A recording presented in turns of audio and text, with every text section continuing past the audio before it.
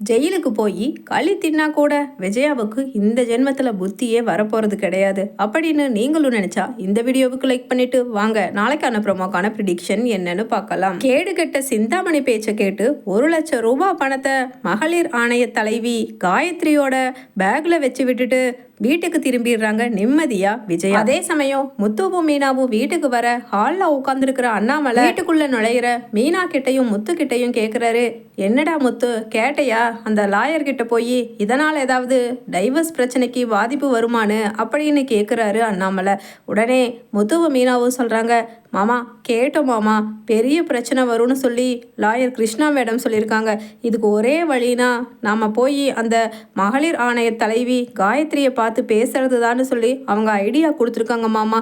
அதனால தான் இந்நேரத்துக்கு போய் அவங்க வீட்டில் பார்க்குறது நாகரிகமாக இருக்காது. அது மட்டும் இல்லாமல் இந்த கல்யாணி பண்ணின ஃப்ராடு தனத்துக்கான எவிடன்ஸ் எல்லாம் கலெக்ட் பண்ணிட்டு நாளைக்கு காலையில் அவங்க ஆஃபீஸ்லேயே போய் பார்க்கலான்னு சொல்லியிருக்காரு மாமா அப்படின்னு சொல்லிட்டு சொல்கிறாங்க மீனா. உடனே அண்ணாமலையும், ஆமாடா முத்து, உங்கள் அம்மா விஜயாவும் உன் அண்ணன் மனோஜும் பண்ணின லூசுத்தனமான வேலைக்கு கடைசியில் நீங்கள் 2 பேரும் அலைய வேண்டியதாக போயிடுச்சு. எப்படியாவது பார்த்து அவளை டைவர்ஸ் பண்ணிவிடுறதுக்கான வழியை மட்டும் பாருங்க அப்படின்னு சொல்லிட்டு அண்ணாமலையும் தொடர்ந்து பேப்பர் படிச்சுக்கிட்டு இருக்க விஜயா படு திமிரா கௌரவமாக பேச ஆரம்பிக்கிறாங்க. அதெல்லாம் ஒன்றும் தேவையில்லை.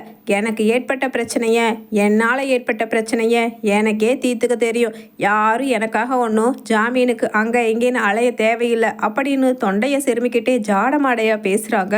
உடனே அண்ணாமலை சொல்கிறாரு, ஏ விஜயா, நீ பண்ணி வச்சிருக்கிறது என்ன சின்ன வேலைன்னு நினச்சியா? அதுதான் காலையில் வந்த அந்த அம்மாவே தெளிவாக சொல்லிட்டு போயிருச்சே.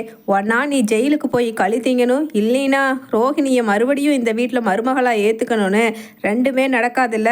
அப்போ முத்துவும் மீனாவும் பேசுகிறது தான் கரெக்டு, அந்த அம்மாவை போய் பார்த்து அப்படின்னு அண்ணாமலையும் சொல்ல, உடனே விஜயா சொல்கிறாங்க, அதெல்லாம் நானே பார்த்து காலையில் பேசிட்டேன். அவங்க எல்லாம் என்ன சாதாரணமானவங்களா? சும்மா வெறுங்கையை வீசிக்கிட்டு போய் பேசணுன்னா பேசிடுவாங்களா?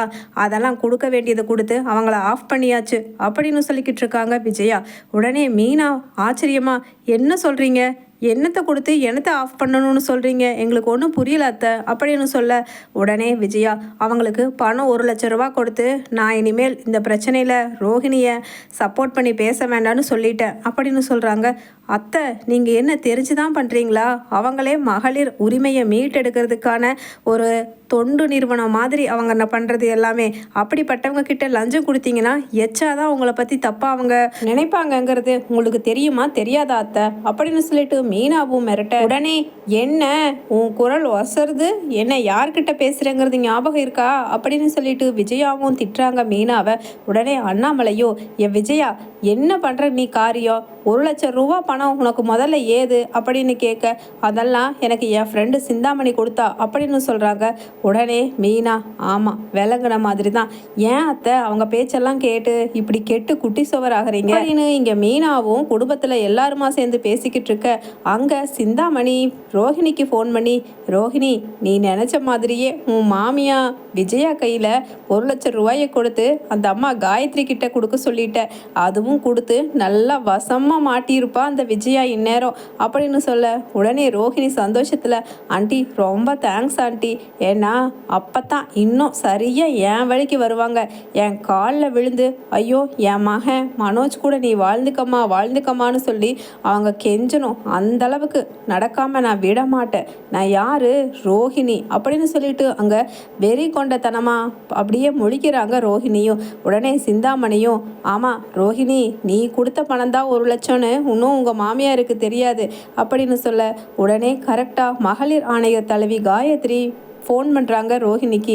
உடனே, ஆண்டி இப்போதைக்கு நான் ஃபோனை வைக்கிறேன், ஏன்னா கிராஸ் கால் வருது, அந்த காயத்ரி மேடம் தான் கூப்பிட்றாங்க அப்படின்னு ஃபோனை கட் பண்ணிவிட்டு ரோஹிணியும், மேடம் சொல்லுங்கள் மேடம் அப்படின்னு சொல்ல, உடனே அங்கே காயத்ரி சொல்கிறாங்க, சாரி டு சே திஸ்மா, ஏன்னா இன்னைக்கு உங்கள் மாமியார் ஏதோ என்கிட்ட தனியாக பேசணும்னு நீ கெட்டவ, அவங்கள ஏமாற்றிட்ட, குடும்பத்தையே ஒட்டு மொத்தமாக பணக்காரின்னு சொல்லி ஏமாற்றி தான் அந்த வீட்டுக்கு மருமகளாக போனேன்னு சொல்லி என்கிட்ட நிறைய எவிடன்ஸ் இருக்குது, நான் காமிக்கிறேன்னு சொல்லி தனியாக அவங்களோட மகன் ரவி வச்சிருக்கிற ரெஸ்டாரண்ட்டுக்கு போனால் அதுக்கப்புறம் தான் அம்மா தெரியுது அந்த அம்மா அக்கா கிரிமினல்னு.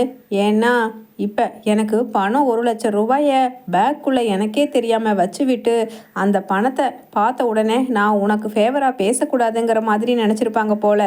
இந்த ஒரு எவிடன்ஸ் போதுமா அப்படின்னு சொல்லிட்டு அங்கே அவங்கள கைது பண்ணுறதுக்காக நான் போலீஸை அனுப்பிச்சிருக்கேன் அப்படின்னு சொல்லிட்டு அங்கே சொல்கிறாங்க மனித உரிமைகள் ஆணைய தலைவி காயத்ரி. உடனே ரோஹிணியும் ஆஹா மேடம் ப்ளீஸ் மேடம், அவங்க என்னதான் தப்பு பண்ணாலும் என் மாமியார் அவங்கள நீங்கள் கைது பண்ண வேண்டாம் அப்படின்னு சொல்லிட்டு நடிக்கிறாங்க.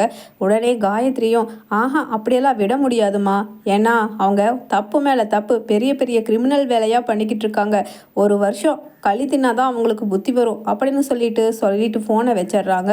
அதே சமயம் வீட்டுக்கு போலீஸ் வந்த உடனே விஜயா ஐயோ என்ன போலீஸ் வந்திருக்குங்க அப்படின்னு அண்ணாமலைக்கு பின்னாடி போய் ஒளிஞ்சுக்க, உடனே முத்துவும் மீனாவும் சார் என்ன சார் எதுக்கு வந்திருக்கீங்க அப்படின்னு சொல்ல, ஆமாம்மா அரசு ஊழியரை அவங்கள கரெக்டாக நேர்மையாக பணி செய்ய விடாமல் லஞ்சம் கொடுத்த குற்றத்துக்காக விஜயாங்கிறவங்களை கைது பண்ண சொல்லி மனித உரிமைகள் ஆணைய தலைவி காயத்ரி அனுப்பிச்சு வச்சிருக்காங்க அப்படின்னு சொல்ல, உடனே பாத்தியா விஜயா பாத்தியா, போ உன்னையெல்லாம் காப்பாற்ற முடியாது, நீயே உன்னோடதெல்லாம் மண்ணலி போட்டனா அதுக்கு யாரும் ஒன்றும் பண்ண முடியாது, போ சார் இவளை அரெஸ்ட் பண்ணிட்டு போங்க சார், அப்போவாவது அவளுக்கு புத்தி வரட்டும், அவள் பேச்சை கேட்டு ஏதோ நிற்கிறானே மனோஜ், அவன் வாழ்க்கையை குட்டி சவராக்கிறது தான் மிச்சம், இவளை முதல்ல கூட்டிகிட்டு போங்க அப்படின்னு அண்ணாமலையும் சொல்ல, உடனே முத்து மீனா என்னை காப்பாற்றுங்க அப்படின்னு சொல்லிட்டு திரும்பி போக நடமா ஸ்டேஷனுக்கு அப்படின்னு இழுத்துட்டு போயிடுறாங்க.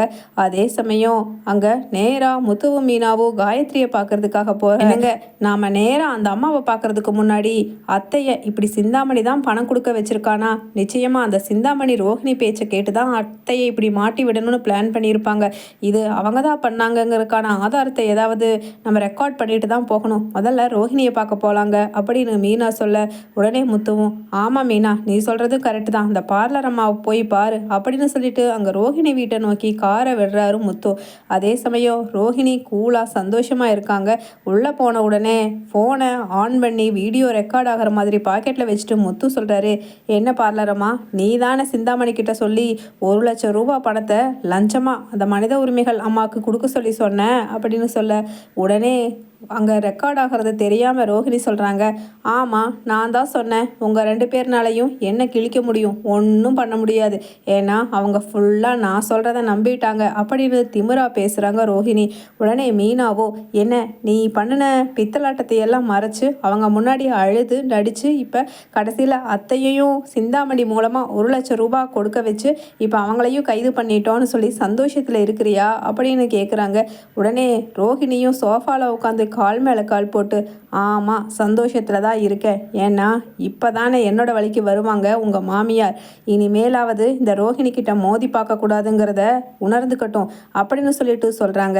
எல்லாமே ரோஹிணி வாயாலேயே போட்டு வாங்கி ரெக்கார்ட் பண்ணிக்கிட்டு நேராக மனித உரிமைகள் ஆணைய தலைவி வீட்டுக்கு போக அவங்க இதையை பார்த்துடுறாங்க.